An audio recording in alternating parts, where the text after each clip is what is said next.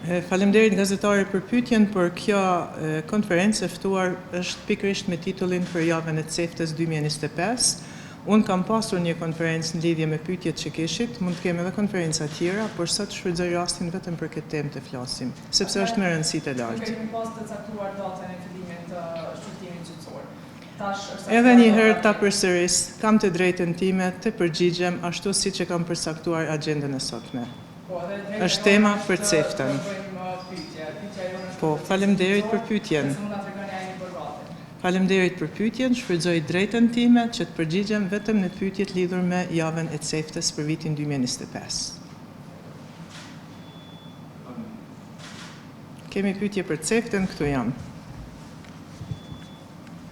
Për pyetjet tjera, të gjitha që janë të natyrës jashtë javës CEFTA 2025, jam e gatshme hapur për çdo herë që ju keni interesim të ftojmë edhe konferencë të veçantë për pyetjet që keni.